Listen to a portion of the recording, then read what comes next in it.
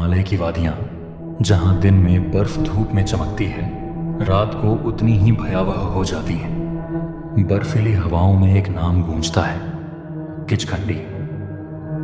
लोग कहते हैं ये कोई साधारण आत्मा नहीं, बल्कि एक ऐसी औरत की रूह है जिसे जिंदा दफना दिया गया था।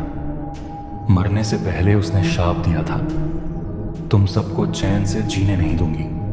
और तभी से वो इस दुनिया और परलोक के बीच फंस गई। किचकंडी अब हर जवान लड़के की मौत का कारण बनती है।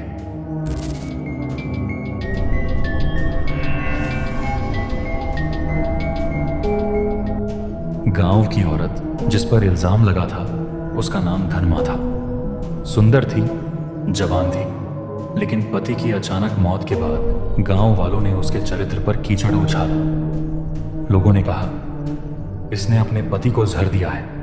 धनमा रो रो कर सफाई देती रही, लेकिन गांव की पंचायत ने उसे दोषी ठहराया। बाजार चौक में उसे खंभे से बांधकर पीटा गया। लोगों ने उसके बाल नोचे, उसके शरीर पर जले हुए लकड़ी के अंगारे फेंके।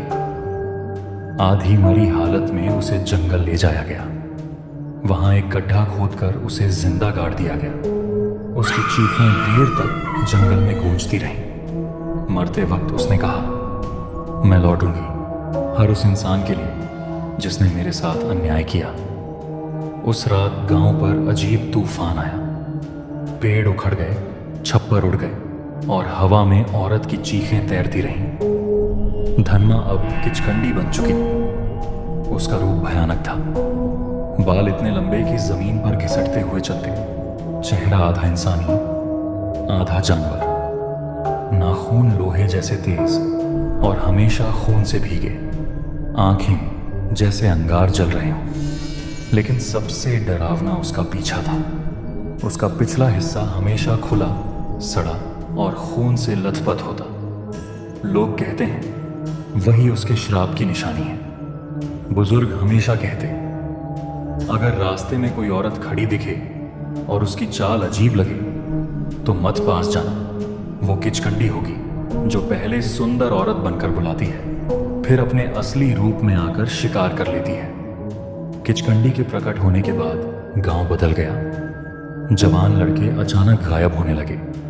एक किसान का बेटा रात को खेत से नहीं लौटा। सुबह उसकी लाश मिली। चेहरे पर डर की ऐसी छाप थी जैसे उसने मरने से पहले मौत को सामने देखा हो। दूसरा मामला नदी किनारे मिला।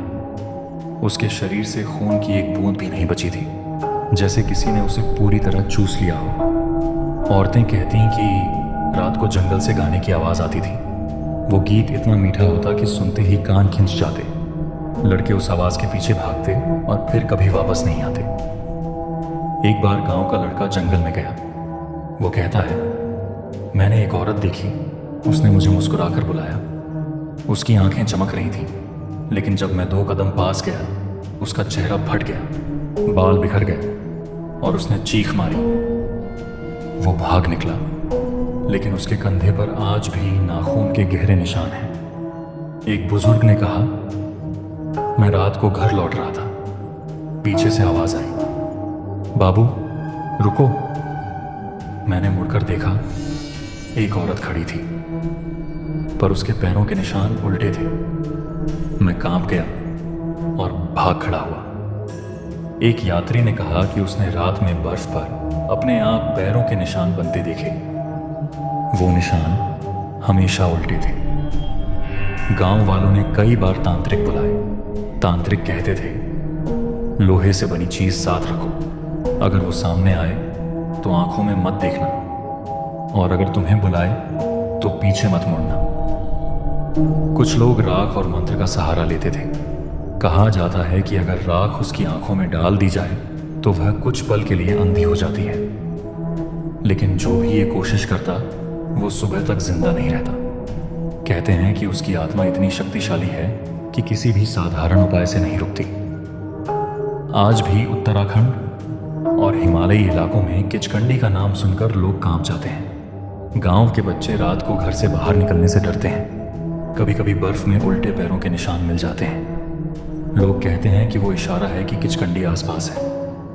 यात्रियों को हमेशा चेतावनी दी जाती है, रात के समय अगर कोई औरत तुम्हें रास्ते में रोककर गाना गाए तो कान बंद कर लो और भाग जाओ, क्योंकि अगर तुमने उस गीत को सुना तो तुम्हारा अंत पक्का है।